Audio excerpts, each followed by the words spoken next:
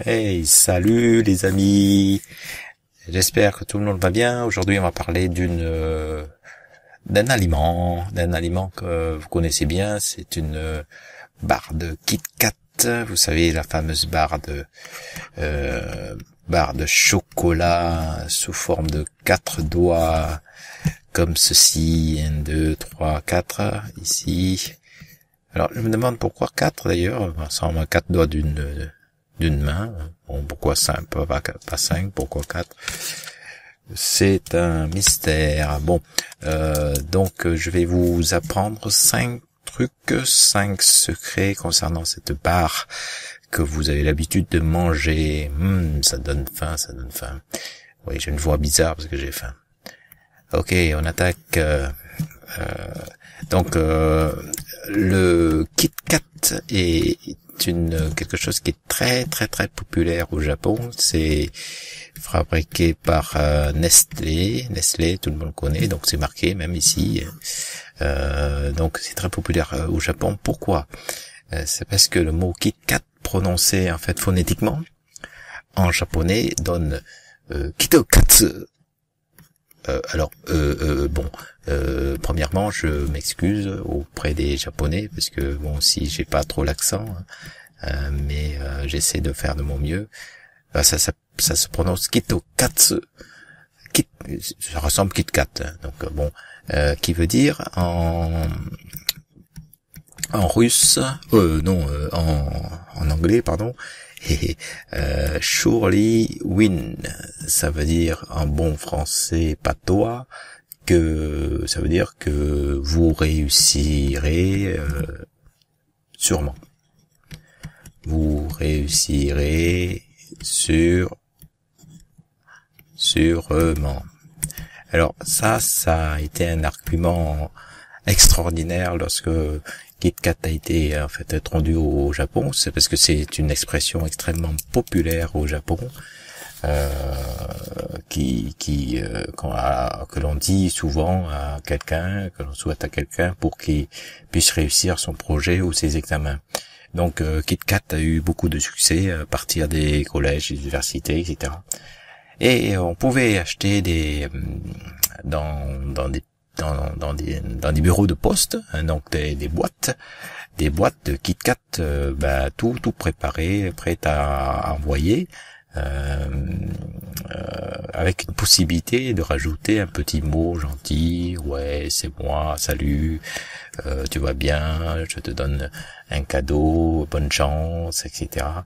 Et on pouvait envoyer tout ça illico à son destinataire, avec un ami, à la famille. Et finalement, les Japonais achetaient en masse ces boîtes pour envoyer à leurs proches, donc en période d'examen, au collège ou à l'entrée de l'université. Donc, fort de ce succès, en fait, ça a été vraiment exploité par l'entreprise Nestlé. Et ils se sont dit pourquoi on s'arrête là, on va vraiment inventer d'autres parfums. Donc c'est à partir de là que la marque Nestlé au Japon décide de créer d'abord des dizaines, puis des centaines. On arrive pratiquement maintenant à plus de 200 parfums différents, des parfums différents de cette barre de Kit Kat. Donc, on peut trouver, je vais vous faire une petite liste de ce que j'ai pu trouver assez fréquemment, le thé vert, du Kit Kat au thé vert, le Kit Kat myrtille, le Kit Kat poire, le Kit Kat orange, le Kit Kat melon d'Hokkaido. Hokkaido, c'est une ville. Le Kit Kat wasabi. Wasabi, c'est de Shizuoka. Aïe, karamashita. Donc, Kit Kat, j'ai plus de place. Mon Dieu. Donc tout ça, en fait, avec le Kit Kat agrumes de Kyoto. Donc, peut-être c'est une ville fameuse pour les agrumes. Cheesecake. Alors ça, il faut faire, hein, Kit Kat, le cheesecake. Fraise, en plus, cheesecake fraise de Yokohama. Cool. Et en plus, donc tout ça, ce sont des variétés qui ont commencé un tout petit peu à créer. Et en plus, ils créent des Kit Kat en fait lors des occasions des occasions spéciales, hein, des special events comme on dit. Donc avec des éditions des émissions j'ai mal à la gorge. En fait, j'ai faim. Des éditions limitées qui en fait augmentent l'effet de rareté, hein, donc tout le monde se l'arrache puisqu'il y a cet effet de rareté, hein. Et certaines aussi variétés saisonnières comme le Kit Kat Sakura. Attendez, j'ai marqué caca. Faut pas, hein. Donc bon, c'est une erreur. Il faut marquer Kit Kat parce que caca, ça va apporter confusion. Donc le Kit Kat Sakura, hein, en avril, c'est au printemps. Et le Kit Kat vanille crème glacée, mais ça me fait penser à l'été, tout ça. Kit Kat vanille crème glacée, donc en été. Donc ça, ce sont des variétés un peu saisonnières qu'on trouve en plus de ces différentes variétés. On en trouve pratiquement plus de 200, plus de 200 maintenant au Japon. Alors, c'est bien que je pense que c'est le seul pays où le Kit Kat est le plus populaire, hein, à cause de cette notion de porte-chance que ça induit par rapport à la prononciation phonétique de ce mot Kit Kat. Ils ont créé lors d'un nouvel an, vous savez que le nouvel an asiatique, c'est souvent célébré de façon très importante. Donc ils ont créé un Kit Kat enrobé d'or. Et oui, madame, de l'or. Alors c'est des barres de Kit Kat, c'est une édition spéciale, enrobée avec des feuilles d'or. Des feuilles d'or. Alors ça c'est censé être une feuille d'or. Bon, je sais, je dessine mal, mais bon, ça c'est une feuille d'or, donc enrobée de feuilles d'or de 24 carats. Il manque le 4. De 24 carats, et c'est un or comestible. Alors je sais pas comment ils ont fait, hein. Ils ont mis l'or dans du miel à faire cuire, ou je sais pas comment ils ont fait pour rendre cet or comestible, mais c'est une feuille d'or comestible. Et plus, enfin, enveloppée dans de la soie naturelle. Soie naturelle rouge. Eh oui, il faut ce qu'il faut, de l'or avec la soie naturelle rouge. Donc, l'arôme, c'est du litchi. Mais c'est un bonheur, ça. Mais c'est très bon, ça. Et avec une variété prestigieuse, messieurs, dames. Donc, du thé prestigieux, une variété de thé oolong, de la province de Guangdong. Alors ceux qui sont nuls en géographie, la province de Guangdong n'est pas au Japon. La province de Guangdong, c'est en France. Non, je déconne. C'est en Chine. Oui, je savais. Ok. Ok, donc là, je reviens. Ouais, je me suis trompé, donc ça c'est le truc du nouvel an, et cette édition spéciale de ce Kit Kat édition or, va coûter seulement, oh c'est pas cher, attendez, c'est pas cher, c'est de l'or, $80, mais c'est rien, $80, qu'est-ce que vous voulez faire? c'est rien du tout, 80 $. Donc, 80 $ pièce, quand même, hein, quand même, faut ce qu'il faut, hein, mais bon, je trouve que c'est pas cher pour de l'or. Bon, ceci dit, bon, je vais pas claquer 80 $ pour acheter une barre de Kit Kat enveloppée d'or. Ça, c'est clair. Ok, donc je vais vous parler un tout petit peu des parfums de ces Kit Kat, puisqu'on en a évoqué tout à l'heure, et les parfums les plus bizarres. Donc, on a... Bon, là, je m'excuse, je vais pas réécrire Kit Kat à chaque fois, donc je vais écrire Kit et que. Voilà, comme ça, on peut pas me dire que j'ai écrit caca. Voilà, ça fait Kit Kat. Donc, le Kit Kat sauce de soja, messieurs, dames. Oh là là là là, c'est un bonheur. C'est un bonheur. J'en vomis d'avance. Donc, Kit Kat sauce de soja. Kit Kat, bon, on a vu le thé vert. Kit Kat au wasabi pour les amateurs de sensations fortes. Alors j'ai franchement pas compris. Ça, c'est du chocolat. Mais attendez, ils ont rajouté salé, eau de mer. Bon, là, c'est franchement, je dirais, c'est un peu dégueulasse, hein, quand même. Enfin, chocolat, d'accord, mais salé, eau de mer, je crois qu'ils avaient rien à faire. Bon, au piment, au secours, au piment. Kit Kat au piment, mais oui, au piment, au miel noir, le miel noir. Alors ça, j'aimerais bien comprendre. Donc ils ont pris, je crois, des abeilles, ils ont peint en noir, ils ont bandé les yeux, ils ont mis des trucs sur les yeux. Alors l'abeille dit ouais, je suis l'abeille, je suis dans ma ruche, comme je vois rien, c'est tout noir, je vais fabriquer du miel au lieu que ce soit jaune, c'est noir. Voilà, ils ont obtenu du miel noir à partir de ces abeilles noires.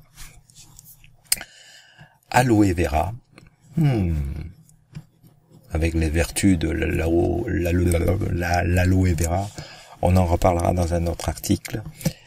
Oh, gingembre, les petits coquins, chocolat et gingembre, c'est légèrement aphrodisiaque, je te veux. Donc oui, Kit Kat ou gingembre. Là, je parle des Kit Kat. Et un dernier pour la route, fromage européen. S'il vous plaît. Alors franchement, là, je crois qu'ils ont un peu pété un câble. Fromage européen. Mon Dieu, ils ont foutu du camembert dans du Kit Kat, mais c'est pas possible. Donc déjà, rien qu'en parlant, donc j'ai plus faim. Ok, donc comme vous avez été sage, une petite photo, voilà, donc quelques petits exemplaires de Kit Kat. Alors ça, bon, je vais changer de couleur, je peux changer de couleur, je vais prendre du rouge. Ok, là c'est du Mont Fuji édition, ça s'appelle Blueberry Cheesecake. Alors, je m'excuse, je lis pas le japonais très couramment, hein, donc japonais avec moi, ça fait deux, donc s'il y a des japonais et si je fais des fautes, je m'en excuse d'avance. J'essaye d'interpréter comme je peux en fait les Kit Kat qui sont devant mes yeux, mais bon, je sais pas. Parfois, je fais des fautes. Alors bon, vous pouvez me les signaler dans les commentaires sans m'insulter, bien sûr. Restons polis, s'il vous plaît. Mais oui. Donc là, c'est une édition Fuji Blueberry Cheesecake. Donc ce sont des petites baies violettes, je crois, les blueberries. Ça c'est du strawberry, donc c'est Kit Kat fraise. Bon, mais c'est un classique ça. C'est classique, ça devrait pas exister. C'est pas possible. Faire un Kit Kat avec de la fraise. Mais attendez, mais tout le monde connaît. Après Kit Kat Green Tea, Green Tea, c'est celui-là, là, vous voyez. Bon, je vais pas trop faire de rature parce que vous n'allez pas trop voir, après vous allez gueuler. Donc Green Tea, c'est du thé vert. Voilà, donc ça, c'est le thé vert, là, ici, c'est celui-là, ici, là. Après, on a le Green Tea Sakura, qu'on avait parlé un tout petit peu plus avant. Le Sakura, je pense que c'est ça, le Green Tea Sakura. Alors, je peux faire des bêtises aussi, donc c'est juste à titre indicatif. Après, il y a le Shizuoka Kanto, édition Wasabi. Donc, je pense que le Shizuoka Kanto Wasabi, c'est ici. Wasabi, donc ça picote un peu. Après, il y a la Tokyo édition, c'est du rhum raisin. Donc, qui se trouve ici. Ok. Après, il y a le Tokyo édition Brown Sugar Syrup, le sirop sucré brun. Alors, c'est fait à partir de sucre et puis de sirop et de la couleur marron qu'on a mélangé. Ça fait un sirop sucré marron. Voilà, l'ingrédient, il faut que vous ayez les trois, le marron, le sucré et le sirop que vous mélangez, et le Kit Kat aussi. Et le dernier, il est, alors ça s'appelle le Yokohama Strawberry Cake, Strawberry Cheesecake, c'est-à-dire un cheesecake à la fraise. Voilà. Petite, bon, c'est hyper recherché au Japon, et si vous avez l'occasion d'aller au Japon, je pense qu'il faut pas hésiter à ramener quelques échantillons de Kit Kat. C'est tellement rare chez nous, à la campagne, on n'en trouve pas de ces choses-là pour votre consommation personnelle ou pour offrir. Voilà, wali. Donc nous allons passer la dernière partie parce que c'est pas fini et j'ai toujours très faim. Donc je vais changer encore.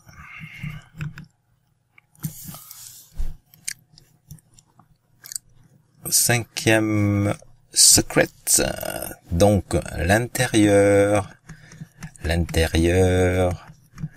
d'un Kit Kat,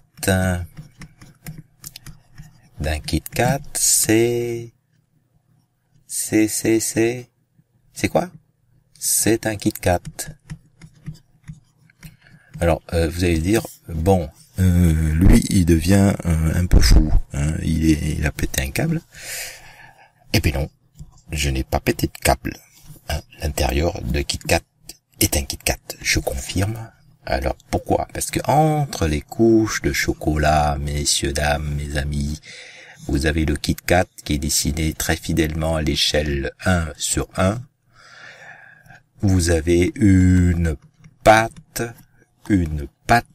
couche de pâte chocolatée beaucoup plus claire et beaucoup plus friable. Ok, on a tous expérimenté cette couche claire à l'intérieur du Kit Kat. Et, eh bien, cette couche claire chocolatée à l'intérieur, eh ben, c'est du Kit Kat écrasé. Eh oui. Broyé. Écrasé. C'est chouette, hein? Pourquoi? Parce que, en fait, il y a un gros monsieur. Enfin bon, je m'excuse, je sais pas s'il est gros, mais bon, s'il m'écoute, qu'il me pardonne, j'ai pas fait exprès, hein, qu'il me tape pas.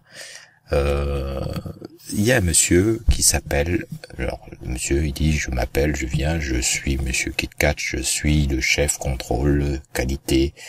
Donc lui il est là, il contrôle qualité. Donc il a un contrôle qualité. Donc il voit les barres de Kit Kat sortir, il dit oh lui lui, je vais faire sa fête. Hein, donc lui, il va pas passer. Donc lui, de côté. Pourquoi? Parce que soit il y a des bulles d'air. Oh, bulle d'air, un Kit Kat, mais ça fait pauvre, mais ça fait mendiant, ça. Ou bien il y a pas assez de brillance, disons pas assez, la couche externe n'est pas brillant ou assez irrégulière, ou des imperfections sur le Kit Kat. Donc comme il dit, oh, je suis Monsieur Qualité, s'il y a tout ça, ou un de ces trucs, un de ces éléments, le Kit Kat, il passe pas. Tout, mais il passe pas. Bon. Et puis, au lieu de le jeter à la poubelle, il s'est dit, bah, maintenant, en fait, au lieu de jeter mon Kit Kat imperfectionné, imperfectible à la poubelle, eh ben je vais me le réintégrer. Donc il va prendre ce Kit Kat et tous les Kit Kat qui ne sont pas imparfaits sont intégralement recyclés comme ça et broyés et en fait réutilisés comme pâte de remplissage. Voilà. Alors, vous aviez compris le processus, qu'on réutilisait des Kit Kat vraiment qui sont pas trop parfaits, qui ont des imperfections pour faire d'autres Kit Kat. Donc, l'intérieur du Kit Kat est un autre Kit Kat. Alors, la question existentielle, c'est que je me pose, si tous les Kit Kat ont été vraiment traités de cette façon, quelle est véritablement la date de fabrication de mon Kit Kat? Donc j'ai un Kit Kat entre les doigts, je me dis, je veux connaître quand est-ce que qu'il a été fabriqué. Eh ben, je sais pas, puisque à l'intérieur de mon Kit Kat, il contient lui-même un autre Kit Kat qui a été fabriqué plus anciennement que lui. Et donc, et celui qui est à l'intérieur, qui a été imperfectionné et broyé, il contient un autre Kit Kat avec une date de fabrication antérieure. Donc, mon Kit Kat que je tiens contient des Kit Kat antérieurs et re-antérieurs. Ce qui fait que je connaîtrai jamais la date du Kit Kat que je suis en train de manger. Voilà, j'espère que j'ai été clair et que ça vous a plu, que ça vous a apporté la joie et l'appétit pour manger votre Kit Kat. Je vous donne rendez-vous à une prochaine fois et moi je m'en vais savourer mon Kit Kat. Allez, portez-vous bien. Salut les amis.